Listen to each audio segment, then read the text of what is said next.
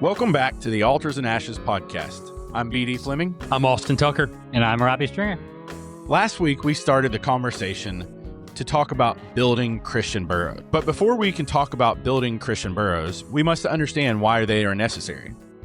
This episode is not primarily about politics. It is about diagnosing a problem. Many Christians assume that the decline of Christian civilizations was accidental, sort of an unfortunate consequence of cultural drift, technological change, or just neglect. We disagree. Our contention is that Christendom was not actually lost by accident. It was surrendered through a three-dimensional assault involving ideas, institutions, and laws. And so the goal of this episode is not to create fear, bitterness, or conspiracy thinking. There's plenty of that here in spades anyway. The goal is clarity. Builders must understand the ruins that they have inherited. And so that's what we want to talk about today. First, though, gentlemen, it is hot. I'm already sweating, and we're less than 2 minutes in. I think we wrap it up for today. Okay. This was a great episode. Thank you for listening to the Altars and Ashes podcast. Up front, we need to say smash that like and subscribe button. Smash that like We and never subscribe say it, but we need to say it more. We honestly are a failure at actually promoting anything. Honestly, even if you don't like us, smash it anyway. Just make us feel better. How should they smash that like and subscribe button? Aggressively. And Repeatedly listen, and often. listen, if you're the guy that was talking about our neck beards, smash it again. Leave us another comment. Tell us how stupid we are. I'll take it. Yeah, I'll take And, it. I'll take it. and insult me too, because I feel left out. You're right. Me and him usually say the things that get insulted. Well, no, because he said a bunch of neck beards. I don't have a neck No, beard. he was talking about you too. He said you're a neck beard by association. That is harsh. Which is awesome because we were living in our mother's basement, Right. and we're in a garage that's decked out with a bunch of exercise equipment. Now we're sitting around a pool deck. Yep. A mother's pool deck. Obviously, a bunch of 40-year-olds living at their mom's house. So. Yeah. All three of us All three together. of us, yeah. All of our moms live together, and we live in their basement together. So, oh man. All right. So this is a serious topic though, right? Like we're doing this whole season 4 on building Christian burrows. Last week we talked about what a Christian burrow was, and we talked a lot about rebuilding Christendom. And so I thought maybe what we could do is define Christendom to start with. How does that sound? I think defining is great. Robbie does like defining. Mm-hmm. All right. So here's how I'm going to describe it. You guys tell me where I'm off. Or just tell me you totally agree with me. You're totally right. Thank you. I got your back. And Robbie's like, I totally You disagree. are so right. You are so right. All right. So Time for a quick partner break. So this episode and the next 10 episodes are going to be sponsored by the Old Forge Press. And so the Old Forge Press is a micro publisher producing Christian books for the rebuilding of the new Christendom. So the book that we're going through in these podcasts right now is Strongholds of the Kingdom by me, B.D. Fleming, and it is a comprehensive guide to building a Christian burrow. And so it's very strategic and yet tactical. There are 7 or 8 appendices at the very end of the book that make it really tactical. And then the second book that is sponsoring this episode is If by Andy Parker. So Andy Parker's a great author. I love his writing. It's very sarcastic and witty, yet truthful, and at the same time, a little bit pugilistic. And so his work is great. We've got some of his books on the Old Forge Press. And so this book takes Rudyard Kipling's poem If and turns it into how to be a good man, like he's talking about in that poem. And so those 2 books are the 2 books that we're recommending right now during this series on building Christian burrows. And so if you haven't gotten those, go over to theoldforgepress.com today and buy them. Christendom is essentially, in the way I'm describing it, a civilization that has been shaped by Christianity. Okay. It is what naturally occurs when Christianity becomes more than a private belief, more than just some sort of internal piety, right? It is a civilization that acknowledges Christ as King of Kings and Lord of Lords. And so when I say Christendom, I'm saying a nation full of Christians who try to live their lives in a Christian way, and by default put laws into place that reflect that. Now, this would be as opposed to, say, American pluralism, right? I don't know what that is. Well, that would be the idea that you have that not only are all ideas welcome, but all ideas are like equal. Yeah. And so it kind of goes into like, so we live in kind of a neutral space. Yeah. Where everything is looked at as none is better than the other. No one is particularly right. And so what we're saying is Christendom would be a specifically Christian civilization. Yes. Yeah. Now, there might be individual Christians that disagree on exactly what that would look like, Mhm. but they would all agree that it should be Christian. Yeah. Right. So we don't mean to say, this is one of the things I'm trying to think ahead of time of just like batting down things that are going to come up. Right. We don't mean to say that in Christendom, everybody is a Christian, Mm-hmm. right? Not everybody was a Christian in the first Christendom. It wouldn't be that way again. What we mean, though, is that Christianity functions as the organizing center of civilization. Can I stop you for just a second? Sure. I need to have like a thing that plays in the background when I ask you to define something. We need like a jingle or something. Define that. You said the first Christendom. That implies that there was a Christendom before this. Mm-hmm. What are you talking about? Well, it's an interesting question because multiple people have said there have been multiple Christendoms. Mhm. Okay. What I'm referring to is the period of time, generally starting with 300s Constantine, Mhm. all the way up through. This is a Christianized Roman Empire. Right. Yeah. Right. Okay. And then you had, the Byzantine Empire. And then you had sort of the rise of Islam. And I sort of equate the end of Christendom, I'm going to say, with like the fall of Constantinople. But if there's a second Christendom, and this is where I think that you could make the case that there was a second Christendom with like the British Empire. Okay. Or some people say, no, that was just one continuous line, all the way up until maybe sometime in the mid 19th or 20th century. Yeah, I'd have to think about that a little bit longer. Yeah. Just because all of that was the Roman Empire at one time. Mm-hmm. And the Eastern Church, you're talking about like the Orthodox Church in the East that was rooted in Constantinople, Mm-hmm. that was all combined at one time. Yeah. It's split into two, but it has its original origins in what you're talking about in the 300. Yeah. As that is also when the British would have been. Well, right. And I mean, if you think about it, eventually become the British Empire was like the Roman Empire, only even broader.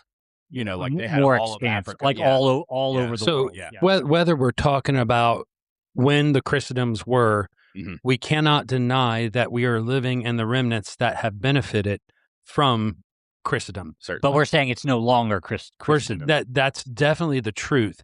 But if you visit any foreign country that did not grow up with the ideologies that come from Christendom, the ideal of time being important, it's a disrespect for me to waste your time and not be on time. That's a very Christian heritage thing. Sure. Stopping at stop signs and red lights and having sidewalks. You're talking about there's an orderliness. Yes. To it. Yes. We don't. I mean, this is honestly a lot of times it's just associated with like the West, the Western tradition. But I mean, but that comes from Christendom. Correct. Yeah. Right. And that's what we cannot deny, because where Christianity has flourished, the freest and most liberty blessed nations have existed. Yeah. America, Britain, Spain, where Christendom ruled, you still have organized civilization. You have more free speech, more human rights, a freer court system. That is the result of Christendom. Yeah. And so the Christendom, here's the key. I'm trying to define it, but the things that you see in Christendom is laws, institutions, customs, holidays, education, family structures, moral assumptions that you have. All of those are shaped by the Christian faith. And so to your point, we still have so much of that some people even go like, are we really not in Christendom? Like, are we still in sort of a Christendom? I would make the case that we're not. We still have remnants of that, But as a general rule, we talked about this last episode. We talked about, the burrow or the abyss, right? Mm-hmm. And if we don't build back something different in a Christian way, we're going to go off the abyss. And so sorry, go ahead. no, you go ahead. I was going to say, I just would- don't think we're actually still in a Christendom right now. I would say I'm going to go with about 100 years. Mid 20th century, essentially, somewhere around there. I'm going to say, well, in America, Yeah. in the okay. United States, I would say 1920s. We've been gradually de-Christianizing, and we are still in that process. Yeah.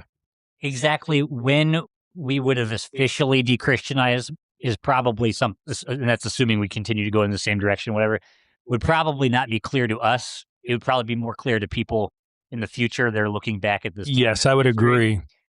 Just like when you ask when did the Western Roman Empire fall, there's all these different dates. Different arguments. Yeah, because it's kind of hard to say exactly what is it. 476? Is that when they say the Western? That's one date. Yeah. Okay. But there's other dates. That's probably the most common one. But there's other dates that you can give, and then even then the Eastern Roman Empire and the Byzantine Empire 1400s. continued. So yeah. So yeah, and I'm probably boring the audience on this technicality. I love it. But here's why I'm making a big issue of this. To understand, if we're going to define it and say that it has happened in the past, mm-hmm.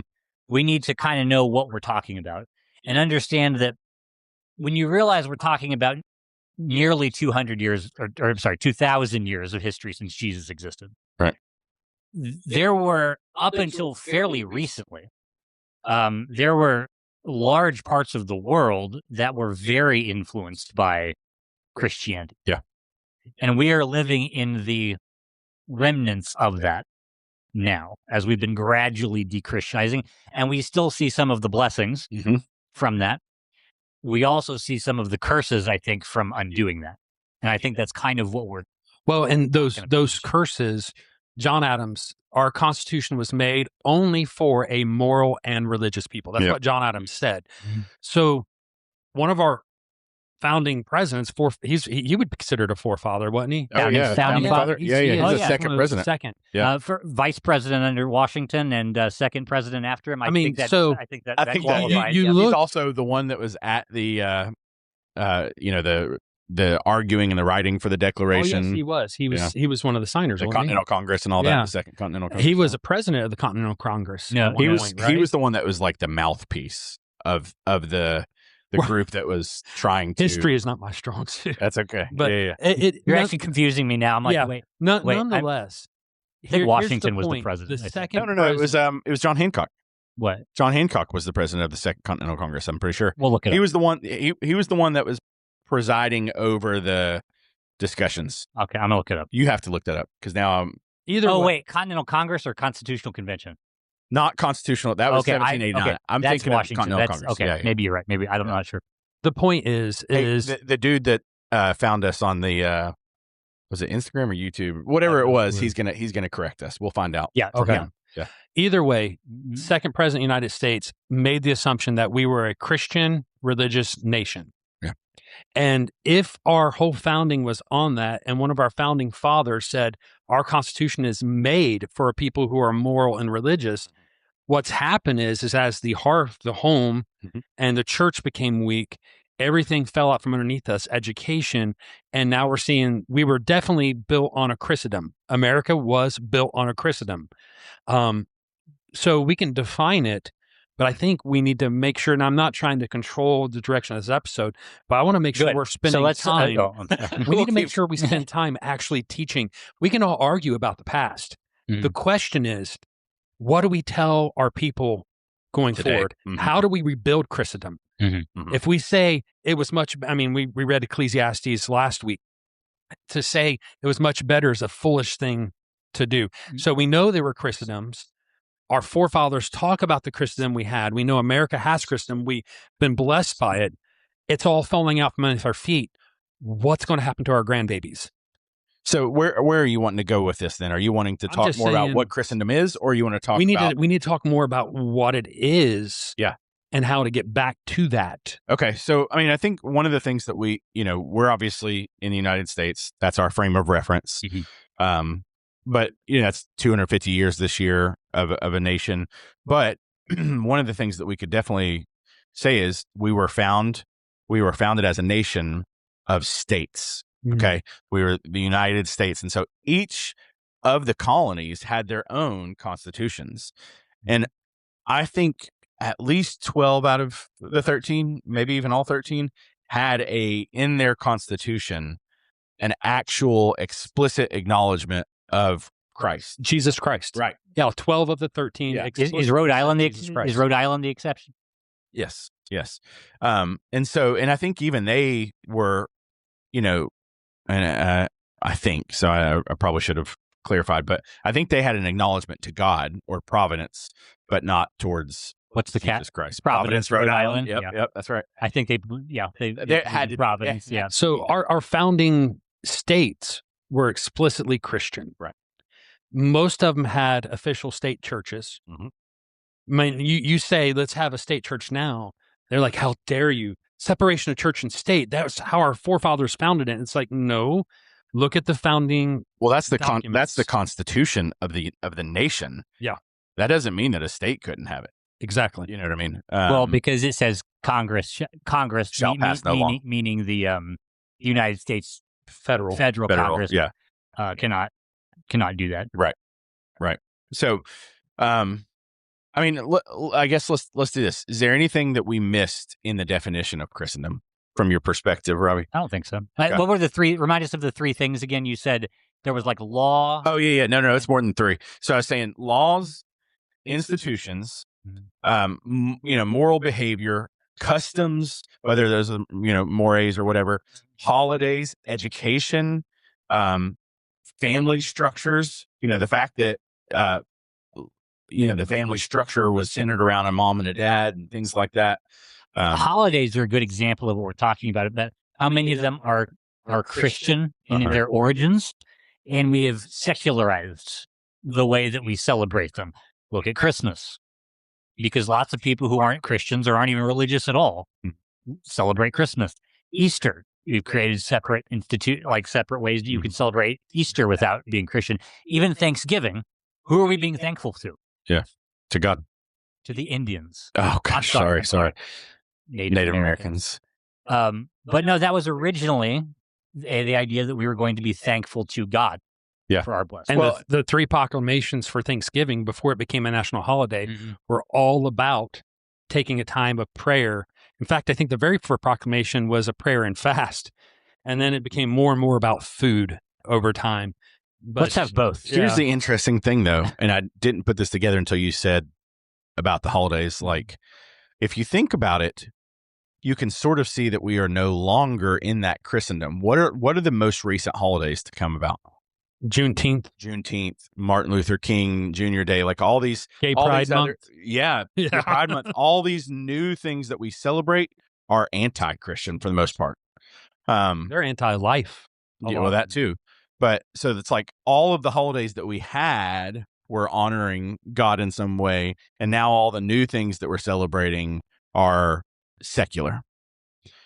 And so, like, it's almost sort of a colloquial truth that shows that we're no longer in that. And what's interesting is a lot of these introduction to these new holidays, they're creating these histories like they've always been around. Mm-hmm. I think it's that. Well, Martin Luther King Jr. probably wasn't around until Martin Luther King Jr. was around. I'm assured that he that. wasn't here before Martin Luther King Day. Or Martin Luther King Day wasn't here before him. Yeah. I'm pretty sure. It would have been funnier if I had got it right. Yeah, you almost had it. I know. That's my luck. All right, so let's talk about misconceptions then about Christendom, because there's plenty of those to go around, aren't there? So if we define Christendom just now, what are some of the misconceptions that you think people have about Christendom? Or maybe even about, let's just call it what it is. Okay. We've talked about this on the podcast before, but essentially what we're advocating for in some sense is a Christian nationalism. Well, I think it's important what you say in some sense. Yeah. Okay. So let's talk about, because the term Christian nationalism is a very That's what we got scolded for last time. We talked about that. Because you have to ask yourself, what is nationalism, first of all? And because we are talking about a nation, but we're not, and we are talking about the government of a nation, but we're talking about more than just the government of a nation, right? Because a lot of the things that you just said, like the culture, the mores, the right, the concepts of right and wrong, even especially in our society, a lot of our institutions are not government institutions. So there's a lot of issues here when it comes to the nation. But most of the time when you talk about the nation, you are thinking about the way government is structured. Of course. Yeah. And a lot of people don't like the word nationalism, and I understand why, because it's associated with Nazis and fascists and stuff like that. Oh, I should let you finish your thought. I'm sorry. Go ahead. But really, what we're really just talking about is, how do you organize your society? Yeah. Do you do it by tribes? Do you do it by a multi-ethnic empire? Globalism. And by multi-ethnic, I mean, it's not these different ethnicities. Many of them did not choose to become a part of this empire. They've been coerced into it one way or another. Or you have nations. Yeah, Doug Wilson talks about it this way. He said there's three real forms of government: tribalism, globalism, and nationalism.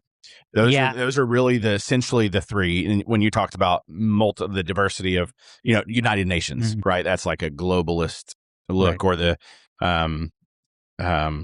what was the precursor to the United Nations? League of Nations. Yeah.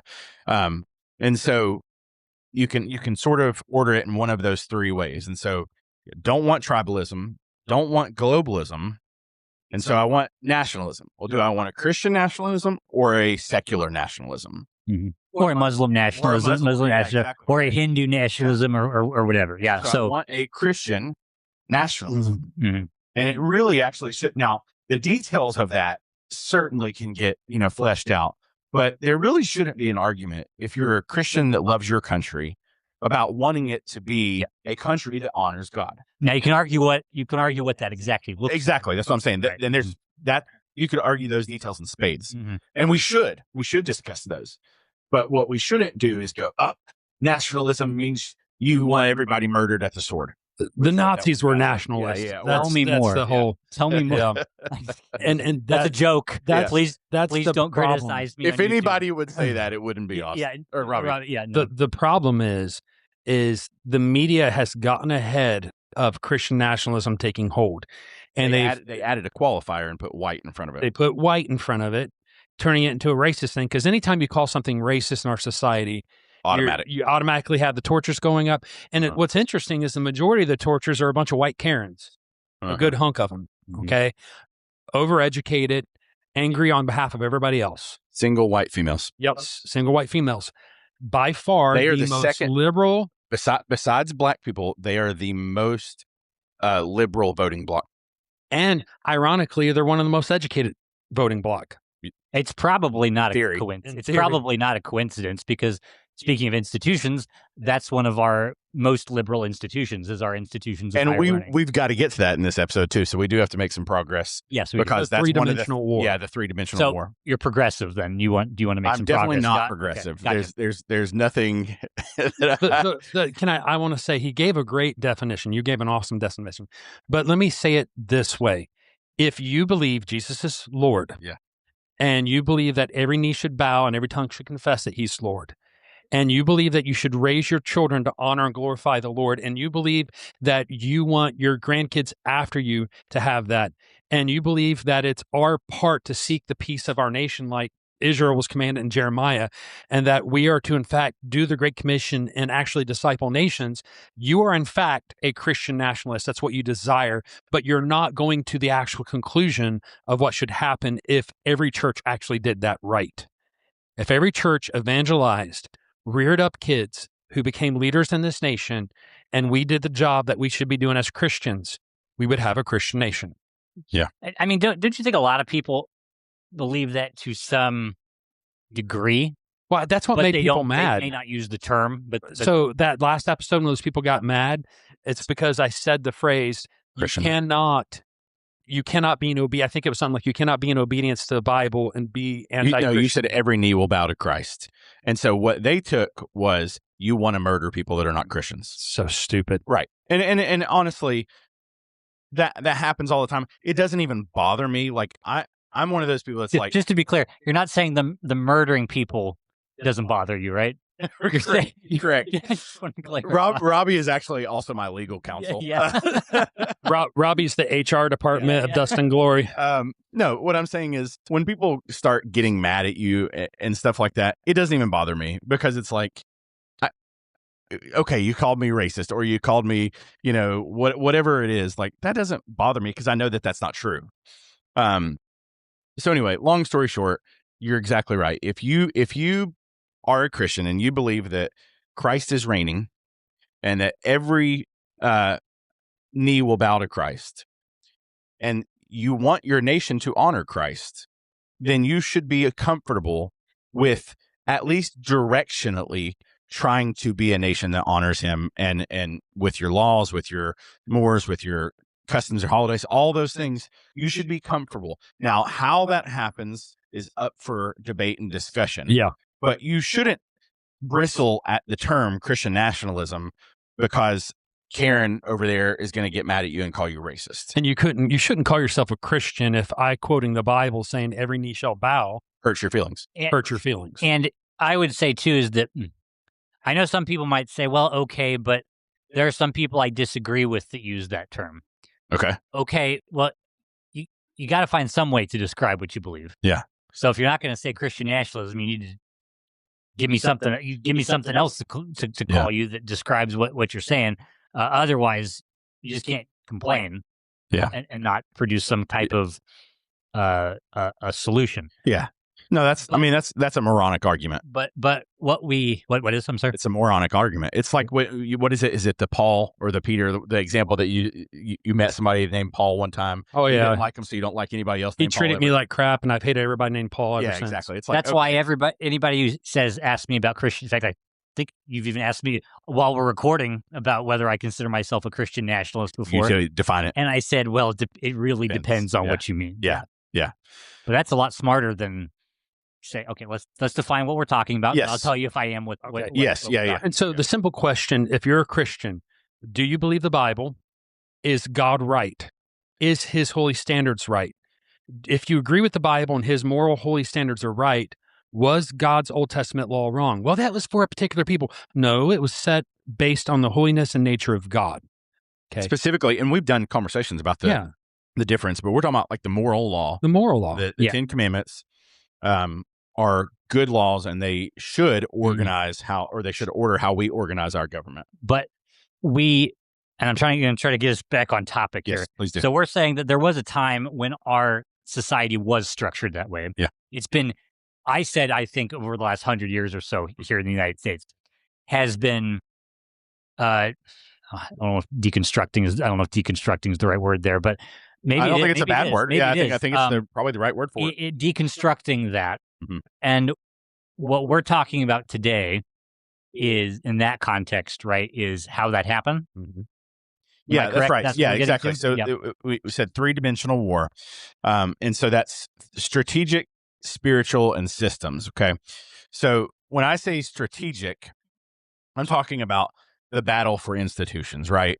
If you've read any, books on cultural Marxism or anything like that, you've seen some of this stuff pointed out.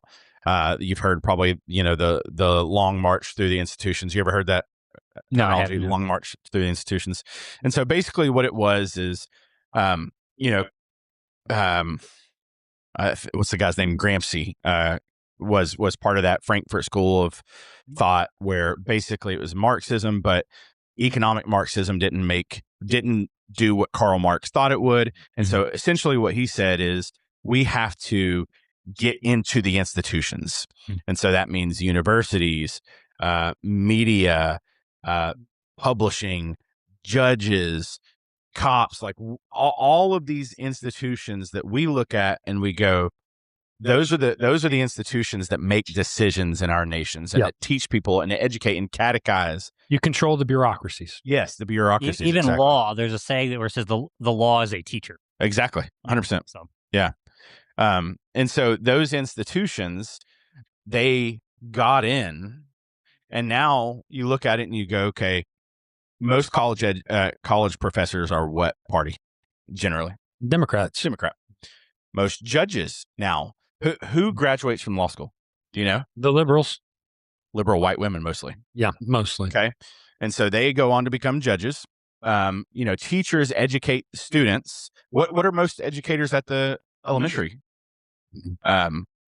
age? They're mostly young women. young women. Yeah. I don't necessarily think that's a bad thing, though. I'm not. By the way, go ahead and I'll just say this. I'm not saying women are evil.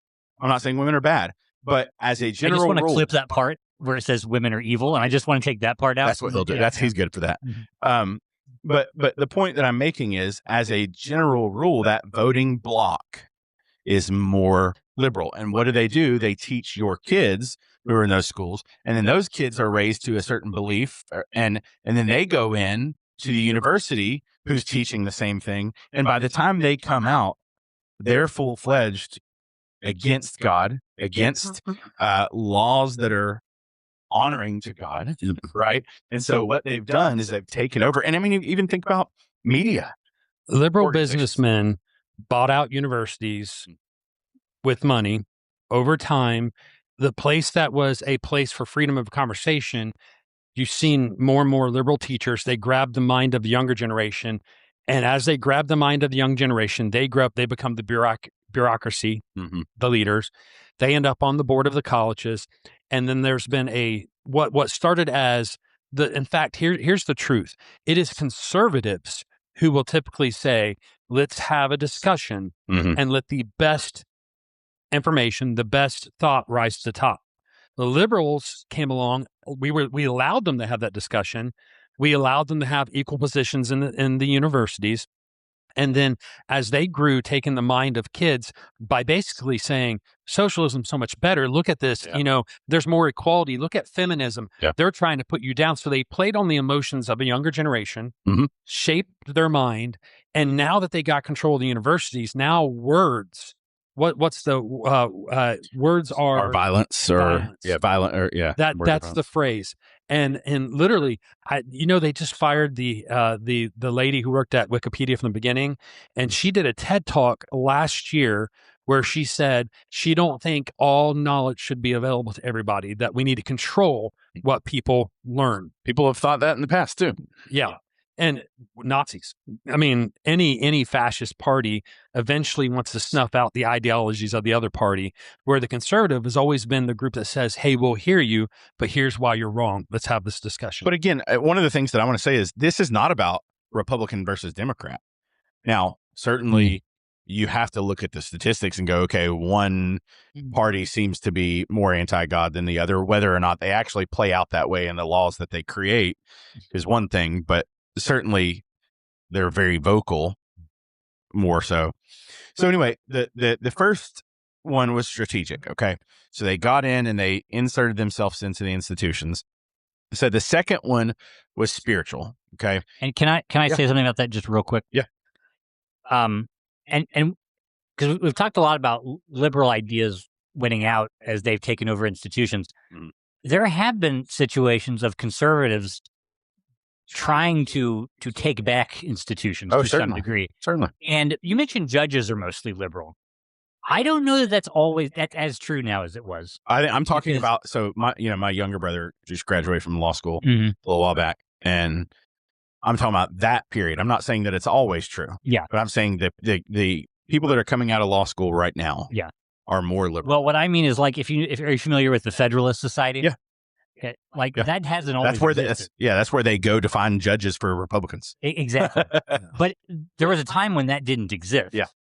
And we would not have what I think is a fairly good Supreme Court today if it was not for that Federalist Society. So people came along and said, we have a very big problem in the way that our judges are interpreting laws.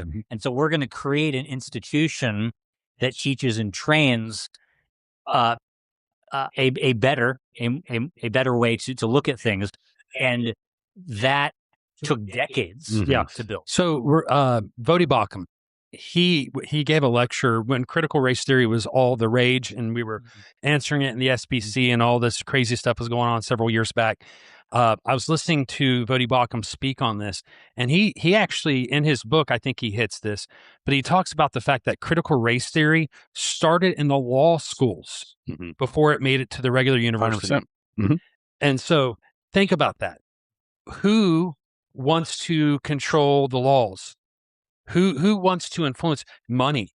Money wants to influence laws. They want to be able to go to Congress. You have to have people who are trained in law to write things to bring to Congress. So you get in the law schools first, and you can influence things. So critical theory started in the law schools before it even made it to the general public. And so I don't think this was random. I think this was planned. I mean, that's the whole premise for what we're saying. All of it's planned. The strategy. Yeah. But I mean, this is a strategy that all people want to employ. Get the people, at least all smart people anyway, that want to use strategy. Get my people into these halls of power. These powerful institutions, these influential institutions. And if you have something that you think is important and you're not doing that, I guarantee you the people who disagree with you will. Yeah, and if you really think it's important and you're not doing it, then it's not as important as you say it is. Right. And so a great book to read if you want to know more about that, how the institutions were affected, is a book by Paul Kangor. Have you guys heard of that one? The Devil and Karl Marx. So The Devil and Karl Marx is a good book to read on that. If you haven't read that, I highly recommend it. And then, so the second level was spiritual. Okay.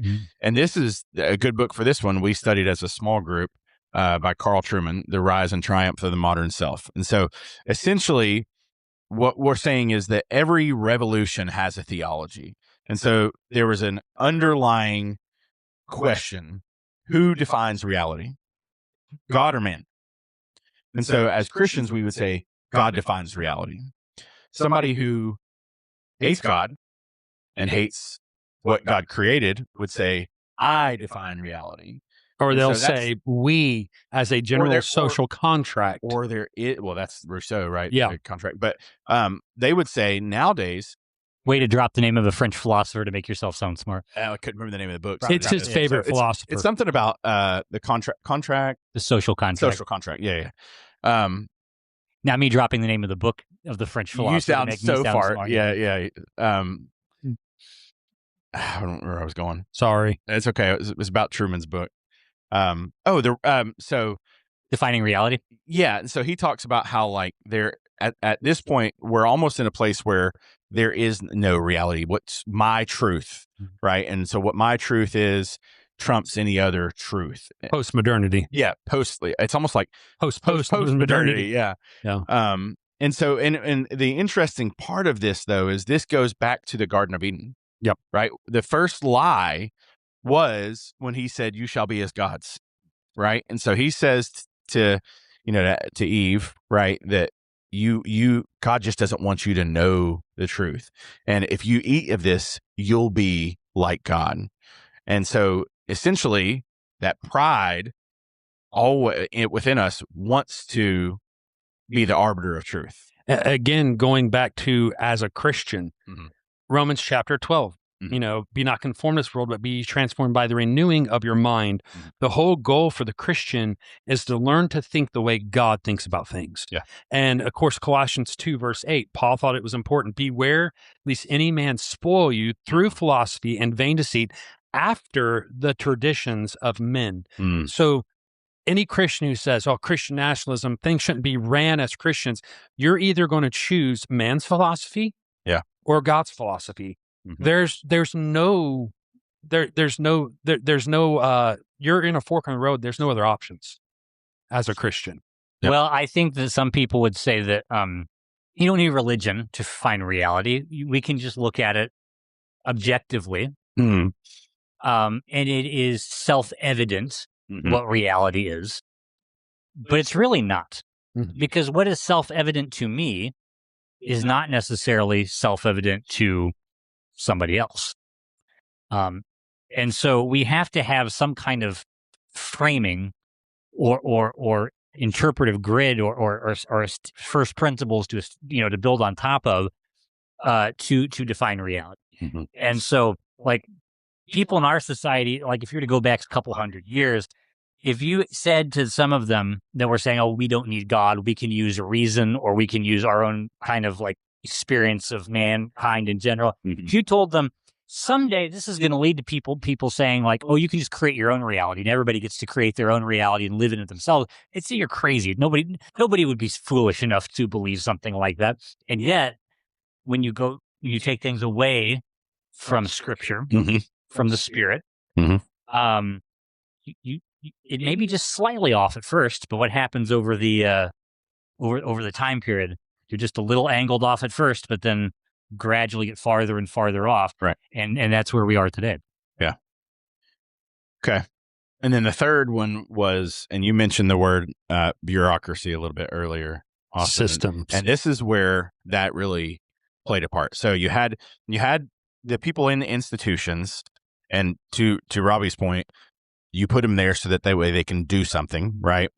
And so they then got into the systems, right? Like every institution becomes self-replicating. And so universities, what do? They produce teachers, and teachers produce students, and students become the lawyers and the judges and the journalists and the bureaucrats. And so ultimately, at that point, you no longer need a revolution because your people are the ones controlling the laws. And so that, I think that leads us to the third segment. But before we get there, anything you want to say about the systems, like how they started to shape the institutions once they started making laws? Like in what sense? What do you? Well, I guess what I'm saying is, like, to me, it's a natural outgrowth of when you're in those positions, when you start putting people in those institutions, they're going to self-replicate. And so my natural inclination is to go straight to the legislative laws that were put on the books. But I don't know if there's anything that you guys wanted to say about that before I started going straight into laws that were. I'm just saying, if the church would have never gave the university system over to the secularists, we wouldn't have this problem.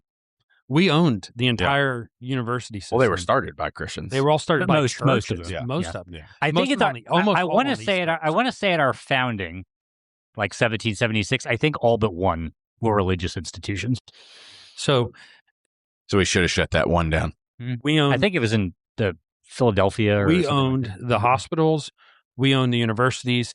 Now that same group is raising up kids saying those Christians, Yeah. they're stupid. They believe in God. It's a crutch. They're feeble-minded, and they're not loving, because loving people are affirming people. And so they redefined everything. Right. Okay. Well, this is the part that's going to get us in trouble. Me specifically. We've already So- said some stuff. So let's go into the legislative part. So when those people were in power, in seats of power, they started making laws. And so I've got a timeline here. I'm going to go through them and let's talk about each one. Okay. I can already see Robbie's face. He's like, oh man, this guy. So in the 1920s, you had the 19th Amendment. Okay. 19th Amendment is the vote, or the amendment that allowed women to vote. Okay. Everything went downhill from there. It did. But that's what we're going to talk about. And so what happened is, in that one, instead of a household vote, you had individual votes. And then you had two people who could actually vote against each other, and the household no longer really. And what people don't recognize is that in many states, women could vote as head of their household. Head of household. Right. Yes. Right. So it was not, I've heard people say, well, women weren't allowed to vote. Well, they also could not hold debt. Yeah. They could not, there was practically no prison system at all for women. Mm-hmm. They were all rehabbed most of the time. They could not be drafted for war. Mm-hmm. So they had more freedom. They could have no debt, but they could still own land. Yeah. And if they own land and didn't have a husband, they can still vote in most of the states as head of household. Yeah. So they had more freedom without no risk of debt. Yeah. I'm going to disagree. Okay. Here. I figured you would. We always have and- one hey, wait, feminist, Before- feminist at the before- table. Can I go through them and then we'll go back? Or do you want to just take one at a time? Yeah, that's fine. Yeah. Okay. So that's the one where I was starting with. That's where, like, to me, that's the natural spot where it started to kind of fall apart. Then you had prayer removed from schools in 1962. That's bad. Engel versus Vitale. You had Bible reading removed in Abington versus Shemp. And those two were done by judges, not by legislatures, like actual laws passed And that's where the system, by representatives. Yeah, that's what I'm saying. The systems now play a big part. Then you had in 1964, you had the Civil Rights Act, which expanded federal authority big time. 1965, you had the Hart-Celler Act, which sort of removed like national identity when we started bringing people in from nations that were not Western European. Okay. You also had Griswold versus Connecticut, which is like the privacy doctrine was established. And then you had in 1969, you had the no fault divorce in California, right, which led over into the national laws. And then in 73, you had Roe versus Wade. And then 2015, Obergefell. So that's my timeline of like a legislator that just started to really chip away at Christendom. So let's go back up. Let's talk about 19th Amendment. Yeah. You disagree. Yeah. Tell me why. Well, everybody thinks that there should be limits on voting. Mhm. Nobody thinks 8-year-olds should be voting, Mhm. right? But I don't think, because like the way you said it is that can bring men and women opposing each other in the home. Yes, because individuals voting, right? Because like, and the idea is that one's voting one way and one's voting the other. Mhm. And I know that like today we think of like men and women having very different political beliefs, but I don't think that happens as much. I think that happens very rarely, because I think people who are married marry people with similar outlooks and similar views as themselves. Now, but used to the left and right were not as far apart as they used to be. Well, yeah, but that doesn't lead to a lot of like fighting. I had great grandparents, one Democrat, one Republic. Yeah, but did that create problems back in those days? No, like, because if one person voted for Kennedy and one person voted for Nixon, was it that big of a deal? Because the argument was not I'm going to say yes. far apart from each other as they are now. Both were Christian. One was Christian liberal, the old version of liberalism, and one was Christian conservative. It's not changed things, but they were both Christian in their morality. Right. The problem is biblically, why shouldn't she be following her husband? Why shouldn't her husband be the voice of her household? Well, we're not talking about the household necessarily. We used to be talking about the household. That's the thing. We're not just this. This did not just separate the vote. This literally said, okay, the nuclear family is no longer led by a man who makes the decisions on beside of his family for his nation. It is now everybody is. It was the beginning of individualism, but in a very weird, of course, it was way. And it was the feminists, the first wave feminism, that pushed that. And so here's my. I want to let you finish your thought, but I before I forget, because I'm really bad at forgetting, and then like I'll go back and listen to episodes. I was like, dang it, I meant to say that. So one of the things you said is like, if they're not voting against each other. Well, the point is, if they're not voting against each other, why not have a household vote? The only reason you want a individual vote is if you want to vote against them. In this scenario, would it, like, for instance, let me use Austin as an example, because in your household right now, he was the liberal. You have 5 people, right? Yes. You of current voting age, you have 4 people who can vote in my house, who can vote in your house. In our perfect scenario, in your scenario, should that be 1 vote? Yes. In my scenario, yes. Here's why: neither one of them own any property. His children. So really, this isn't about gender. This is about property ownership. This is about having. I'm telling you my scenario. I think that you should have to own property too. Now that's a stronger take than I was trying to make. This is an argument that goes all the way back to the founding. Correct. On it. Yeah, that's a founding father argument. That's what I'm saying. So you asked my opinion. I'll give you my opinion. Yeah. But that's not the argument that I'm trying to make right now. My point was with this separation. Yes, I think since they're living with him, that's 1 vote. Well, the reason I ask is that's an important question to me when we're looking at this, because of the voting age, he has two children that are of voting age that live in his household. One is male and one is female.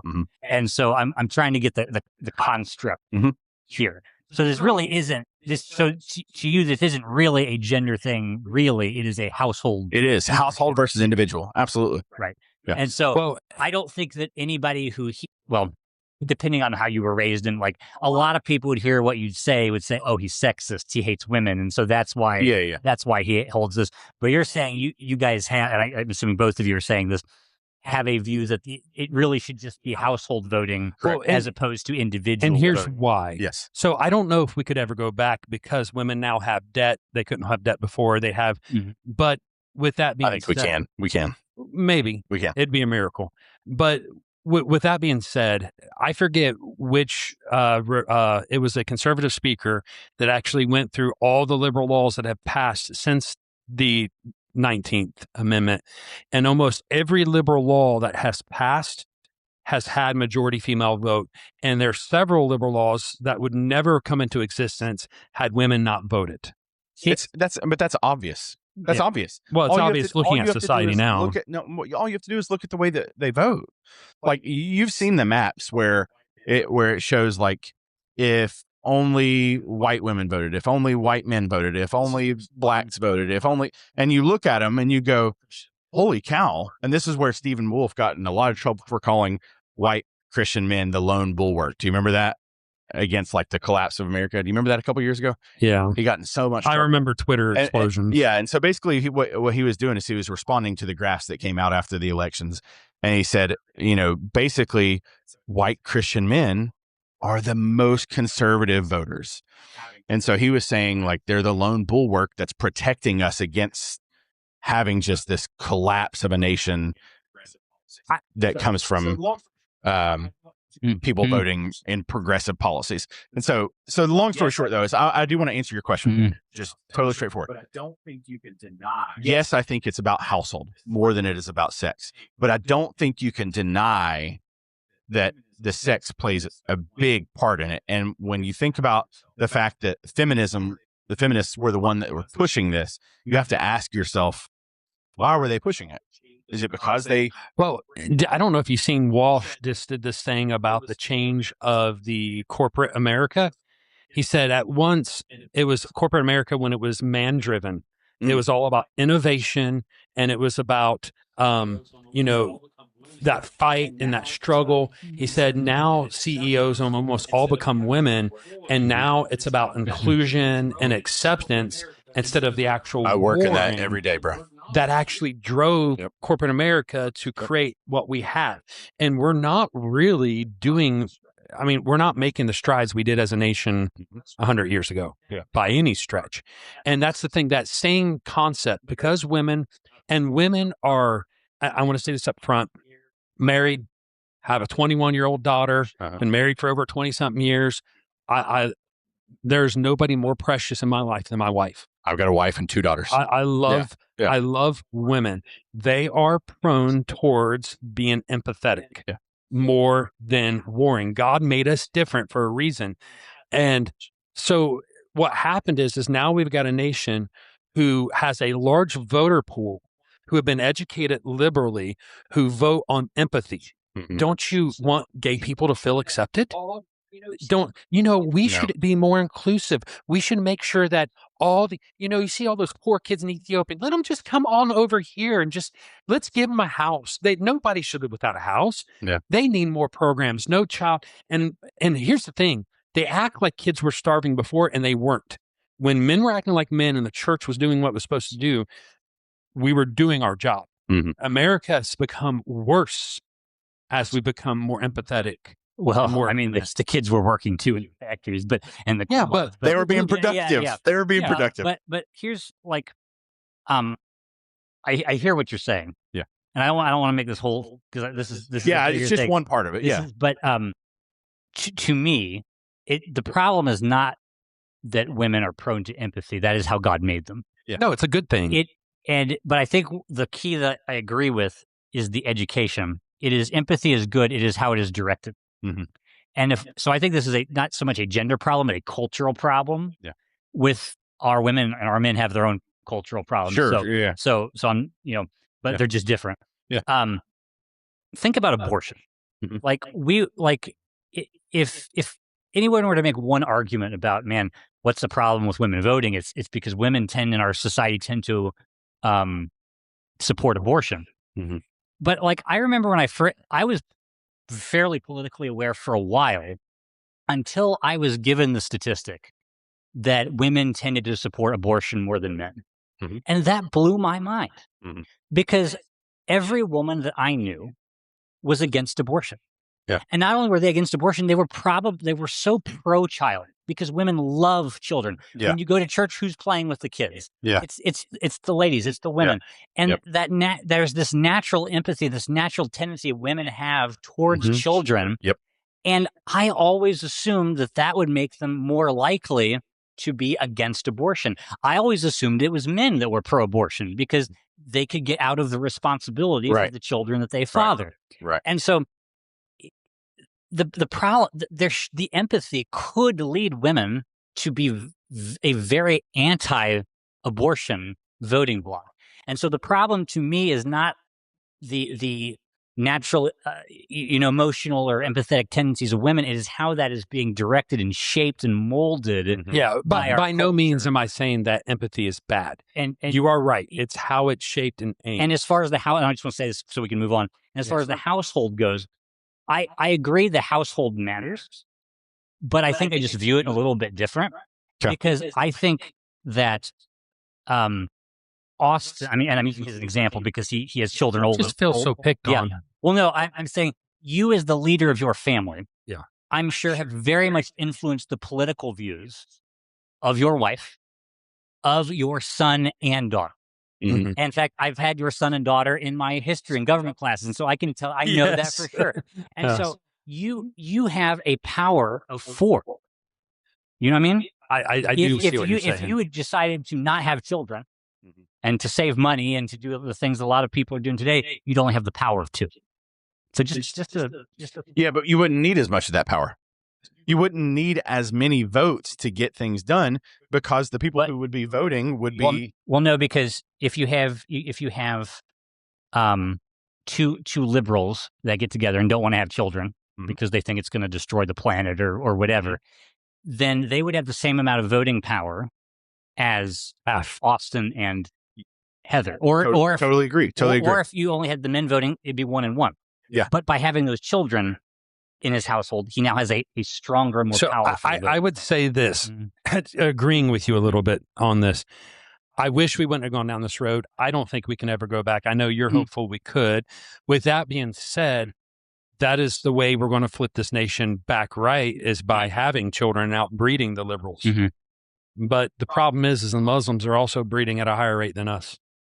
Well, then, now you jump to the Hart-Celler Act. You jump down. That's way ahead in the future. Yeah. The other things I would say, the judges taking prayer out of schools and was the Bible reading. Yeah. That's a huge problem. I 100% agree with that. And we didn't even vote for that. Judges, Shame on you. Judges changed that. Those are huge problems. Remove and that having those things in the schools. Those were in public schools for a very long time. Nobody thought they was violating the First Amendment. It's not establishing a religion. It's not, it's not prohibiting anybody from, following theirs. What I would say about the, was the Civil Rights Act. Civil Rights is next. Yep. 64. So, you oppose that. So you are, I knew you were going to say, so you hate black people. are racist, correct? No, not black people specifically. Everyone that's not you. Oh, okay. Yeah. Got you. Yeah. No, but here's what I think you're saying, and you tell me if I'm correct. A lot of people say that the Civil Rights Act is good, and I actually do think the spirit behind much of the Civil Rights Some Act of it is good. is good. Ending discrimination is good. Yes.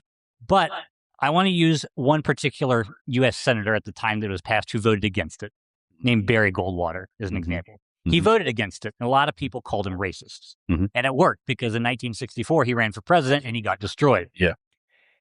He voted against it. But if you look at his record, when he was a state politician in Arizona, he voted for desegregating constantly. Okay. He was not racist. Okay. And when he got to the U.S. Senate and he looked at the Civil Rights Bill, he said, I actually agree with some of this. He says, I think desegregating the public schools is great. I think that desegregating like government offices is great, but there's some other issues here that is giving the government a lot of power that concerns me. And he would have said that it's unconstitutional, but I think what you're saying is maybe it's unconstitutional, maybe you think that, maybe you don't, I don't know. But even if you think that it's fine, you think that it can be stretched and abused in ways Yeah, I think that could be problematic. Yeah, and it has. I mean, now they consider your gender as part of the Civil Rights Act. Like your what is it? Your gender identity is a protected class now. Well, that's because they've changed the definition of sex. Of gender. Yeah. Well, I know, that's what I'm saying though. So like what you did is you created this large behemoth of a federal statute that allows for continued grabbing. Yeah. And the federal government will take as much as you'll give. And so the act, which I think started with a lot of good in it, has been actually used as a tool to beat Christians over the head with sexual. Well, it was mostly identities. Christians that voted for it. Yeah, but that's what I'm saying. It turned into something it should have never turned into. And but I will say there was a lot of problems in the segregated South. Yeah. And there were many people who had Goldwater's position and changed it. Religious people, Christians. I can think of one now that was Catholic, just because they said, "Well, the states are never going to change on their own." And I do think passing civil rights laws are good. I do think maybe they could have been written a little bit better. But like, to be fair, a lot of them would have never thought, we're going to change the term sex to mean identity. You know, like true. But that's what happens when you give give them that much power. But you can do that with any law, though. Well, that's the problem with legislating this type of stuff. The Constitution already recognized us as getting our rights from God. Mm-hmm. We should have just said, okay, Supreme Court has ruling. We can't do this anymore. We're going back to our Christian heritage. There didn't have to be federal law passed on this issue, because what they do, anytime you add more law, you have a bunch of coattail liberal lawyers who find ways to hook other things onto it. Always. I mean, I agree with you. Yeah. On that part. I just think that's easy for us to say because we're not the ones. We weren't living through it. Being discriminated against and things like that. Okay, so then the next one is the Hart-Celler Act. And that's immigration, correct? Yeah, most people don't know anything about this one, but prior to the Hart-Celler Act, to come over to the U.S., you had to be from a Western European nation that shared the same like cultural heritage. Identity.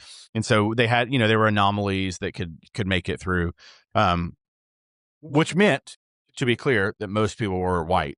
Okay, white. So I'll acknowledge that it was white and Spanish. Yeah, Spaniards, but still mostly white. So acknowledge that. But what I'm saying is they shared the same cultural understandings, and so with the Hart-Celler Act, we've started bringing in people from third world countries, okay, and who don't share the same cultural standards, don't share the same religious beliefs, don't share the same hygiene, like all these different things. And so they bring them over in mass. And then in the last 10 years, it's just been accelerated like crazy. And so now you have, whole towns that are run by Muslims. Well, there's in Texas, there's a town where there's 100-foot Hindu statue. New Jersey I went up to New Jersey earlier in the year, and they have like one of the largest Hindu temples in the whole country, if not the largest. Where's that? I'm sorry? New Jersey. Oh, New Jersey. There's a Hindu temple in Bellevue. Yeah. Like right down the road from our church. Yeah. And I have to say, it's a beautiful building. Yeah. Ugly, but beautiful. Is that the one with the gold over by the interstate? Yeah. So, but the interesting thing is a lot of that comes from H-1B visas. Right. And so that we bring people over and we say it's for a job, or whatever.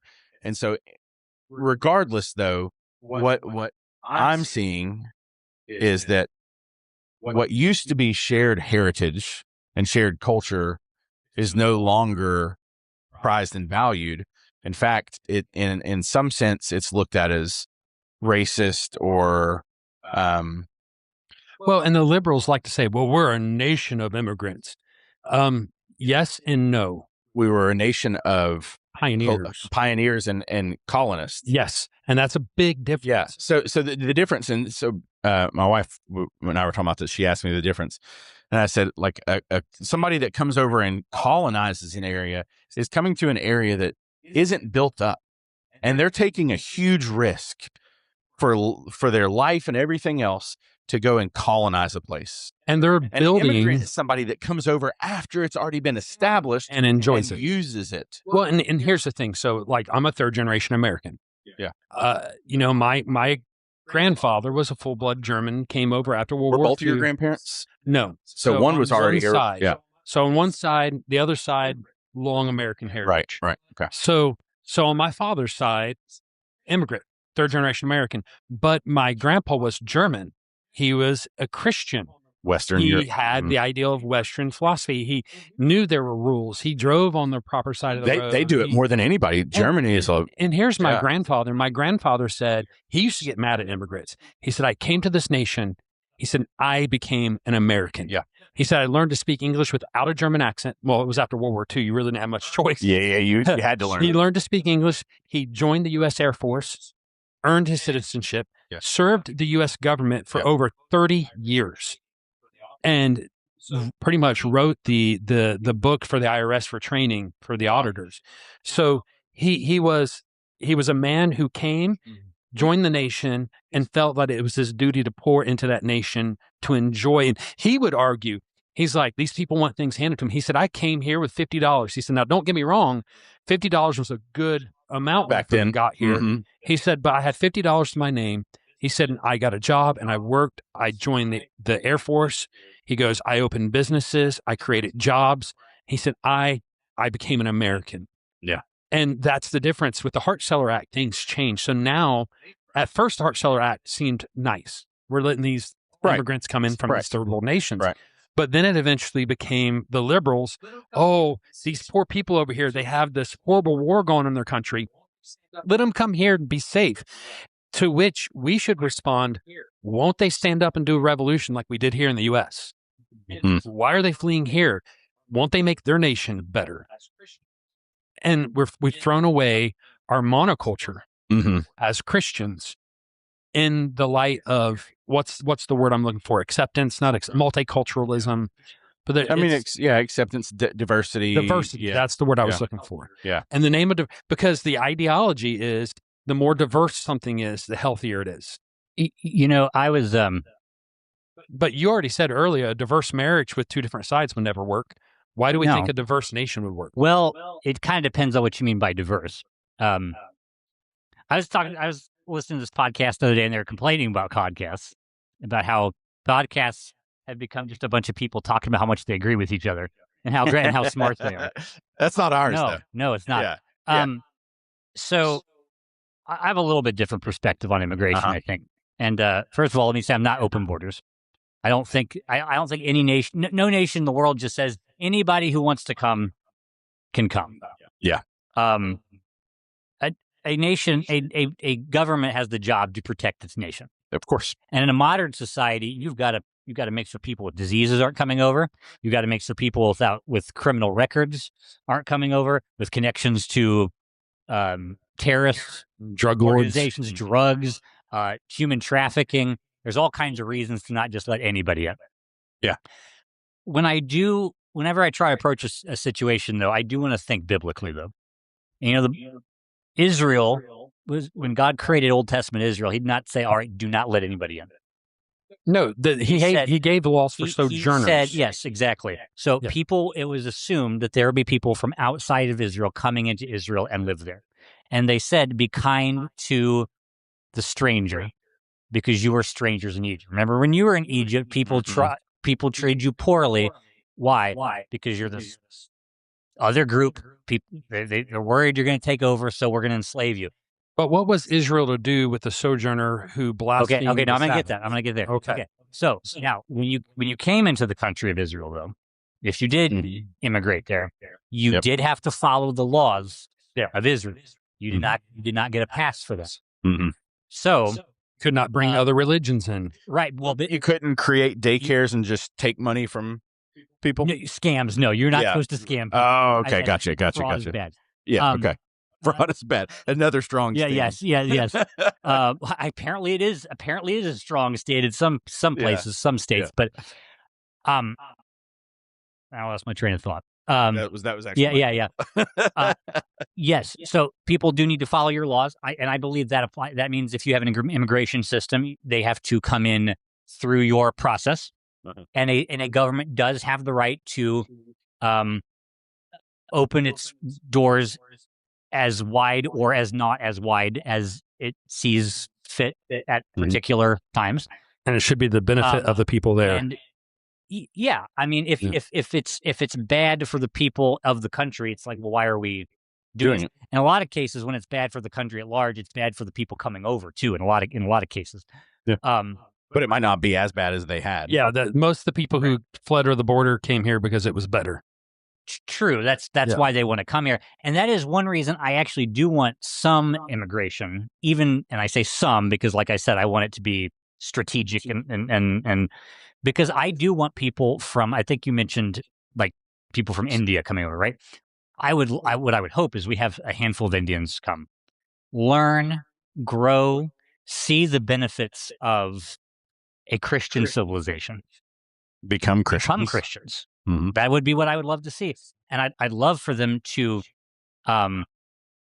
Christianize their family and bring them over, or better yet, go back to India and bring the gospel to them. To India. Yep. So like I'm not a like Joe Biden-esque, let's just let everybody in. But I am not necessarily against immigration. I'm against wise, strategic immigration.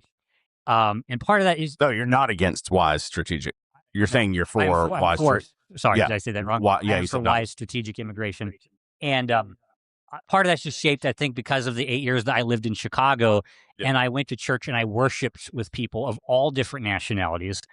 I worked and helped out an Ethiopian church of Ethiopian Christians, to your point about letting in believers, who I probably shared more of an affinity with and mindset with than many of the white Christians in Chicago. Exactly. Yeah. And man, I went to their church one time and hearing them worship in Amharic, their language, it was a great experience. But the Ethiopians, when they initially came here for religious freedom, because they actually agreed with Western Christianity. Mm-hmm.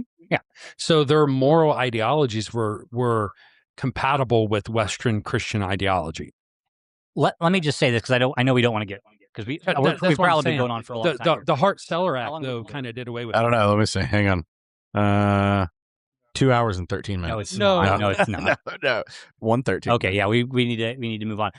I think the important thing is here, we're all trying to come at a Christian perspective from this, right? That's what Christendom is. Yeah. The decay of this is when people say, no, you can't even have that conversation. Yeah. You can't even have that mindset. Yeah. Right. Yeah. No, I mean, I could talk about that one for a long time. Because I think it's so important. But we can probably move quickly through to that. I was going to say, to that point, Griswold versus Connecticut, that's the one that created like privacy doctrine. So basically it meant there are some things that are so private that nobody can even have, churches can't have a say in it. Your doctors can't have a say. Like, so privacy doctrine, which sort of led to a Burgerfell later on, actually. Then you had probably Roe v. Wade. And Roe v. I was going to say more so Roe v. Wade. Yeah. Roe v. Wade too. Yeah. That's right. And then, no fault divorce, which was signed in California by Ronald Reagan. The first. Yeah. In California, yep. And then, that spread. That's one of those situations where they were trying to there was at least some problem that needed to be fixed, because the problem is back then if you wanted a divorce and you were one, even if you wanted it for a legitimate reasons, and you said my husband's an unrepentant serial cheater. Yeah. A lot of times the courts say, well, do you have proof? Yeah. And how are you going to get proof on that? Yeah. But they went too far. Yeah. I think. Yeah. And just said, well, you can get divorced for any reason whatsoever. Yeah. And there's no fault. There's no, So anyway, the point that I am trying to make in that chapter in the book is that ultimately authority moved away from households. Yes. Okay. Moved away from churches and local communities, and instead focused on the autonomous individual. Mm-hmm. And so as a result, that's what we're living in now. You have courts and bureaucracies and huge, bloated, centralized institutions that are making all these decisions.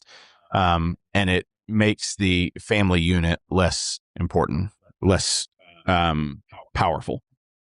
So that said, one of the things that I think is important for us to consider as we're talking about a borough strategy is that individuals in and of themselves, trying to fight these behemoth institutions as an individual is almost like bringing a knife to a drone war, right? Yeah. You don't have any power. And so part of what having a borough does is gives you a little bit of institutional power. You have, once you start creating businesses and you create, groups that invest in each other to help buy land and stuff like that, you actually have some sort of institutional power. And so for me, it's a way to fight back in that drone war with a little bit more than a knife, it's funny. You just modernized, bring a knife to a gunfight with drones. There we go. Exactly. Yeah. But that's Ecclesiastes. Better are two than one. Yeah. A threefold cord cannot be quickly broken. And that's what the church has to say. You know what? We're going to start our schools. We're going to start our colleges, not just Bible colleges. Yeah. Christian churches in the dispensational age went, we're just building Bible colleges just to evangelize. But we need to say, why do botany? Why be a medical doctor? Yeah. Why be a mechanic? Why be an artist? Why be an artist? Yeah. Why be an artist? Redeem all of them. Redeem it all for the glory of God. Yeah. We need to get back into liberal arts. Not when we say liberal arts, you got to know the original definition of liberal arts. It's not liberal. You're saying the L word. Liberal meaning all or large covering of arts. So it's basically, when we talk about liberal arts, it's covering all the arts, and any subject that is constantly expanding and never ending, like theology is considered an art. Yeah. Theology is an art. The mother of science arts, right? is an art. Yeah. Well, who was it that said theology is the mother of all arts? I don't remember who said that. It was the mother of all arts. Yeah. So it's one of those things we got to understand. It's not enough for a single Christian family to homeschool their kids alone. Oh yeah. Right. We need more than that. Yep. We need the church acting like a church. That's good, but we need that in mass. Mm-hmm. And a continually growing mass, ideally. Right. And then you link together economically, and maybe eventually one of the people from your community, borough, however you want to say it, maybe they run for mayor. Yep. Maybe they join the school board. Yep. And you gradually. And you can have boroughs that are, that's where, like the original, and we'll get to that further in the book when we talk about King Alfred. He, the borough strategy comes from his burrs. And so, the bottom line is, once you have a couple of those within an area, you can start to control, to your point, some of the political things that happen and some of the regulations. Here's the thing. There are Christians that get mad about that, but there's a town in Texas that has been so overrun by Hindus that they have a public square with a statue of their god. They said it's the same. It's a little bit bigger than the Eiffel Tower. Mm-hmm. Okay. What? You've got, yes. Wow. Huge. It's massive. You've got towns in Michigan who've elected their own local judges that reinforce Sharia law in town. You've got the same thing with Jews in like New York and stuff like that. They have some places. So you've got these other groups who create boroughs. And if we complain about their boroughs, we're called racist. Yeah. But Christians, how to say, okay, wait, the Constitution's ours. The state constitution was written by our forefathers. That's our heritage. It's our heritage. This nation, its laws and the freedoms you have to express yourself is our heritage. And so we're going to burrow down, and we are going to be a Christian area. And, there's some people who would be like scared of all these Christians are taking, but those would be the people who would be like, say the most positive things about democracy. Of course. Yeah. In our democracy. Yeah. All right. Well, I think one of the main things that I really wanted to set up is, in our next episode, we're going to talk about the fact that there really is no neutrality. It's a myth. And so, we didn't arrive here overnight. That was part of what I wanted to do with showing the legislative things that happened. This was something that wasn't an accident, right? We turned it over. We allowed it to happen. And so my hope is that if we surrendered it, we can rebuild it. And so that's kind of what, when I wrote this book, and hopefully this and series we'll talk about. Kind of backtracking a little bit, agreeing with you. I'm actually not anti-immigration, but right now I think it just needs to stop because we've allowed them to run over the culture so far. And we need to back up and say, okay, if you don't share our Christian ideology, you shouldn't be here. Yeah. No, So I mean, I think as a nation, as Christians who vote, we need to vote for those who will stop the bleed while we build the borough. Yeah. Yeah. I want to dig down into that, but I'm not going to because I've got 10 more minutes right here that I could go. So, So, all right. Well, anything we want to, any closing thoughts?